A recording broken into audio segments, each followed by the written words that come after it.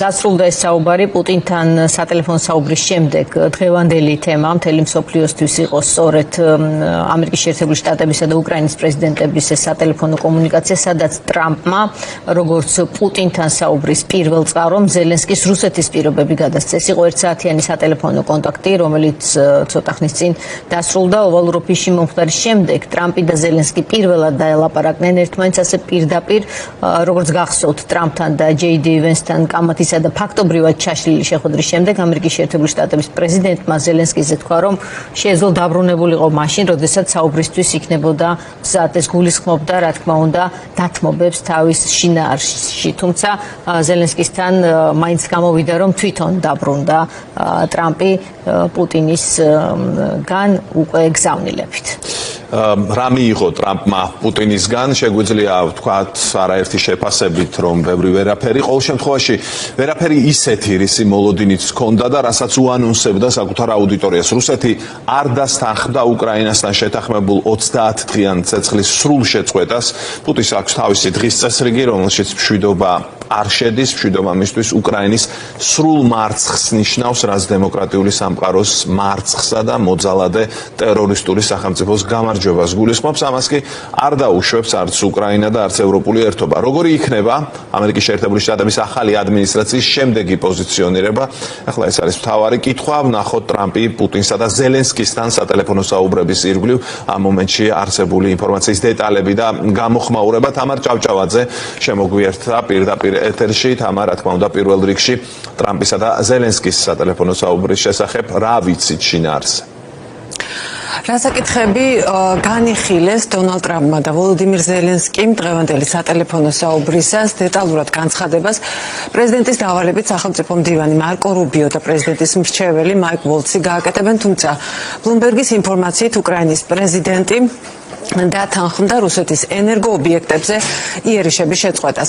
მათი საუბარი 1 საათის განმავლობაში მიმდინარეობდა. მისი დასრულებისთანავე შეერთებული შტატების პრეზიდენტმა სოციალურ ქსელში პოსტი გამოაქვეყნა და დაწერა, რომ დისკუსიის დიდი ნაწილი დაეთმო ვლადიმერ პუტინთან გუშინდელ სატელეფონო საუბარს უკრაინისა და რუსეთის პოზიციების შესათანხმებლად ორივე მხარის მოთხოვნებისა და საჭიროებების თვალსაზრისით. ჩვენ სწორი მიმართულებით მივდივართ, აღნიშნა პრეზიდენტმა და ზელენსკისთან საუბარი პოზიტიურად შეაფასა.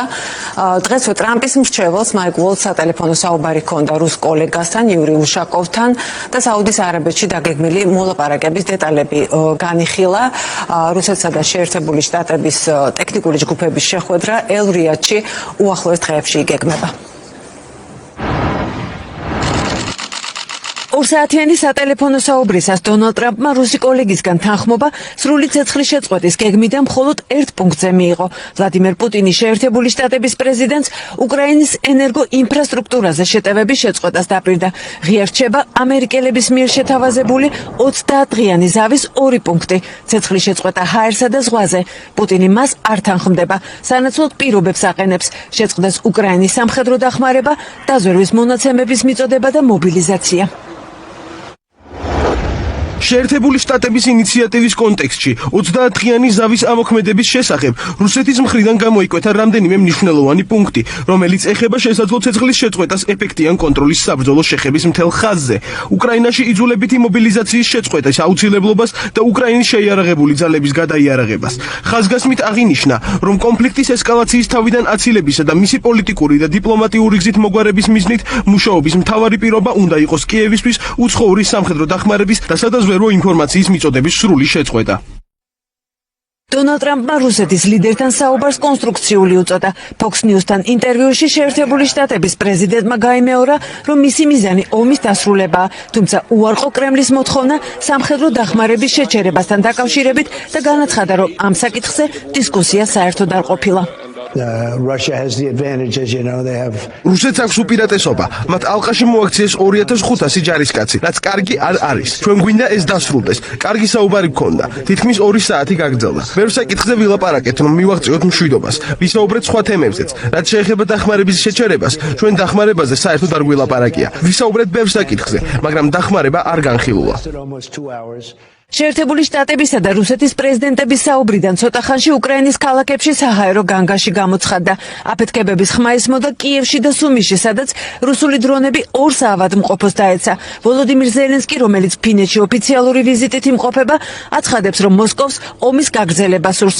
მისი თქმით, უკრაინისთვის წითელი ხაზია ოკუპირებული ტერიტორიების დათმობა და არმიის მოცულობა. ეს საკითხები განხილვას არ ექვემდებარება.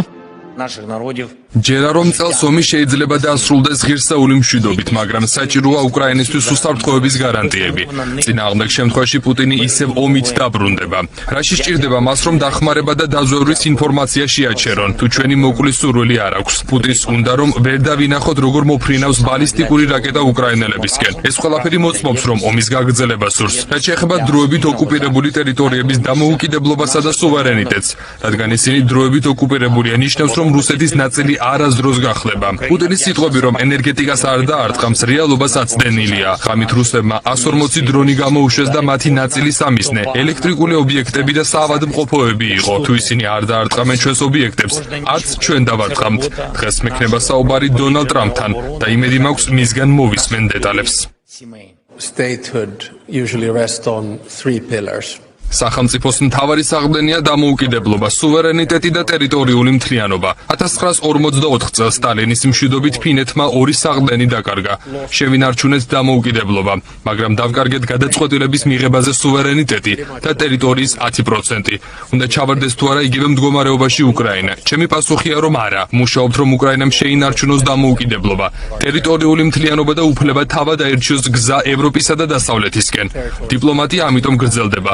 უკრაინა არის ევროპის ნაწილი და იმედი მაქვს მალე ჩვენ ერთად ვიქნებით ევროკავშირსა და ნატოში. რუსეთმა უნდა დაამტკიცოს, რომ მშვიდობა სურს და საჭიროა მასზე ზეწოლა, რომ მოლაპარაკებების მაგიდასთან დაჯდეს. რუსეთის ლიდერი დღეს გენპროკურატურის კოლეგიის გაფართოებულ სხდომას დაესწრო. მას არ უსაუბრია დონალდ ტრამპთან სატელეფონო კომუნიკაციაზე, თუმცა შეერთებული შტატების პრეზიდენტის თხოვნას, რომ კურსკში უკრაინელი სამხედროები დაინდოს, მათი დასჯის შესახებ ბრძანების გაცემით დაემუქრა. რუსეთის თავდაცვის სამინისტრომ დღეს გაავრცელა ცნობა, რომ პრეზიდენტების საუბრის დასრულებისთანავე ვლადიმერ პუტინმა უკრაინის ენერგოობიექტებზე შეტევების შეწყვეტის ბრძანება გასცა და უკვე გაშვებული დრონები თავადვე გაანადგურა. ვაშინგტონში ამ ვერსიის ჯერათ. პრეზიდენტმა პუტინმა დონალდ ტრამპთან სატელეფონო საუბრის დასრულებიდან 10 წუთში უბრძანა თავის ძალებს არ მიეტანათ იერიში უკრაინის ენერგოინფრასტრუქტურაზე. ის შეტევები, რომელიც ღამით განხორციელდა, სავარაუდოდ ამ ბრძანების გაცემამდე მიიტანეს. დილით რუსებმა მაცნუეს, რომ მათი 7 დრონი, რომლებიც უკვე გზაში იყვნენ, თავად რუსეთის ძალებმა გაანადგურეს. ჯერა, რომ პუტინი კეთილსინდისიერად იმოქმედებს.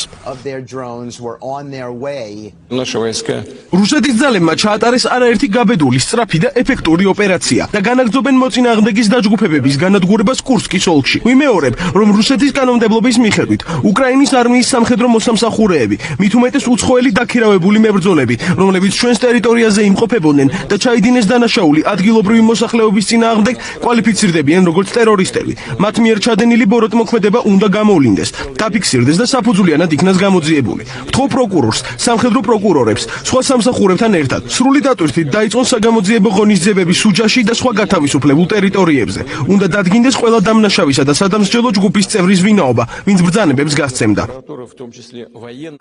დღეს მხარეებმა ტყვეები გაცვალეს. უკრაინამ 175 მებრძოლი დაიბრუნა 22 მძიმედ დაჭრილ სამხედროსთან ერთად. ამ გეგმის შესახებ ვლადიმერ პუტინმა გუშინ დონალდ ტრამპსაც აცნობა და განაცხადა, რომ მისი მხრიდან დაჭრილების დაბრუნება კეთილი ნების ჟესტია. თუმცა გაირკვა, რომ პროცესი არაბეთის გაერთიანებული საამიროების შუამავლობით დიდი ხნის განმავლობაში მზადდებოდა და თარიღიც წინასწარ დადგენილი იყო.